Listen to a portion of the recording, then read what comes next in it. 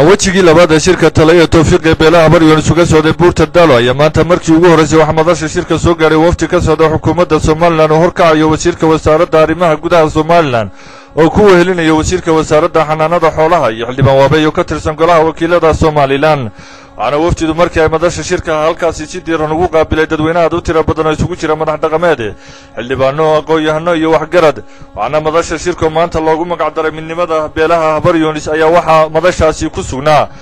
mas'uuliyiinta xukuumadda ugu jirta iyo waliba madax dhaqameed aqoon-yahano waxgarad iyo waliba siyaasiyiinta iyo haldoorka beesha iyo waliba qurba jooge waxaana madasha shirkaasi ugu horeyntii halkaasi ka hadlay wasiirada arrimaha gudaha iyo xanaanada xoolaha iyo waliba xildhibaano ka tirsan baarlamaanka iyo waliba siyaasiyiinta beesha habaryoon istanteedu waa danta qaranka Soomaaliland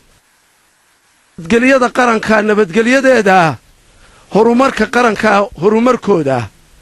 wanaag baa ku fikiraysaan wanaag baana dadka gaarsiinaysaan dhawaaqa idinka soo baxaana insha Allah bismillaahi baari wuxuu noqonayaa dhawaaq lagu farxo shirkaanu ka qayb qaadanaynaa talaanu ka geysanaynaa tamar baanu ka geysanaynaa haddaynu kala duwanayna maanta waynu isugu nimi waynu wada joognaa halkana waxaa wasiirkii habaryoonis anigoo ah wasiirkii Soomaaliland anigoo ah wasiir qaran waxaan ku imi xilkan sito waayo habaryoonis dawladnimada cabsi kama qabto ciidanku waa ciidankiinii wasiirku waa wasiirkiinii taladu waa tiinii xukuumadduna waa tiinii fariinta laydiin soo gudbiyana mar qura taladanu anagu soo jeedina mooyo xukuumadda dhisani madaxweyne ilaa wasiirro maqan cid shirkaa diiday ma jiro niman uga gabanaya habaryoonis midnimadeedu waa midnimada Soomaaliland habaryoonis midnimadeedu waa midnimada beelaha Soomaaliya habaryoonis tajadeedu waa waxtarka iyo wadajirka Soomaaliland weey sidaasaan aaminsanahay horena waa aaminsanayn imikana qabnaa waxa laale wixii taageero shirkan ku taageerinayna waan la garab taaganahay waxa kale oo soo jeedinaya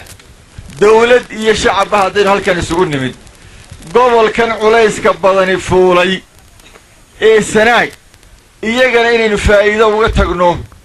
oo waxaan gobolada kala qabin uga tagno oo runtii aan aad uga xumahay hadday tay dawladdeedii aan ku jiray hore iyo tan maanta joogtaba haddaad istirahdaan awowgii Sheekh Isxaaq soo siyaarta kaba hooydin kama dhiba gaadhisan 30 kilomitir shirkana waxaan ka leeyahay beelu way wada shireen dantoodaani ka shireen ma filayna shirkan ama waanu hubnaa inaan xumaani ka soo baxayn haddii annagu aanu nahay qolada siyaasiyiinta hore ama xukuumaddii hore ahaa ee beesha ka soo jeeda markii shirkan aanu maqalay ama naloo sheegay ee habaryoonis bari noo sheegtay waanu soo dhaweynay ayaa runtii dee wax laga shaki karo la eegi karo la oran karo war meesha maxaa lagu wadaa beriba waxa la yiri waxa waan u malaynayaa anigu waxaan qabaa inta badan inaan dadka wadanka wada dega dantooda la kala socsooci karin dantoodu waa mid laakiin waxaan ka sugaynaa habaryoonis anigu shakhsiyan waxaan ka sugayaa dan ay dadku kula naaloodaan oo ay la wadaagaan oo ay la yeeshaan inay soo saaraan beeshan waxaa laga sugayaa qodobada deegaan ahaan waxaa la yidhi waxay ka yimaadeen kilinka shanaad ilaa halkaa waxaa ka muuqda dibudhac dalka oo dhan dibudhac baa ku jira laakiin dibudhaca ugu sii xun baa ka muuqda dibudhaca sidii looga bixi lahaana hadduu mid dhaqaale yahay hadduu mid kaabayaal yahay hadduu mid aqoon iyo maaragtay waxbarasho yahay hadduu mid tala kale yahayba iyadana waxaa laga sugayaa waayo hadday iyadu wax qabsato Soomaaliland oo dhan wax u qabato shirkan waxaan ka filaynaa annaguna ka qayb galaynaa oo xaqiijinaynaa inay ka soo baxaan waxyaabo keena nabadgelyo baraaro iyo barwaaqe labada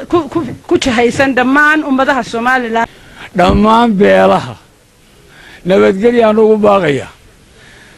dhammaan beelaha waxaan leeyahay wadajir baan ugu baaqaya dhammaan beelaha waxaan ugu baaqayaa nabadgelyo iyo wanaag bay habaryoonis wadaa waxay idin wadaa wanaag waxay idin soo wadaa wanaag waxay idin soo wadaa nabad haddii meelaha qaarkood ay isku dayayaan qabaa'il habaryoonis waxay diyaar u tahay inay qayb wax ka qaadato waxayaguna dhammaantood madasha shirka halkaasi ka hadlay suldaan cali yuusuf badhacas iyo maayirka degmada Ceergaaba Ismaaciil Xaaji Nuur iyo gudoomiyaha gobolka Sanaag Aadan Diiriye Cigaal ayaa si isku mid ah u soo dhaweeyay shirkan waxaana halkaas uga mahad celiyeen dhammaan ergooyinka ka soo qayb galay shirkaasi iyagoo ay tilmaameen in shirkan ay ka soo bixi doonaan waxyaabo dhaxalgal ah. Ali Aadan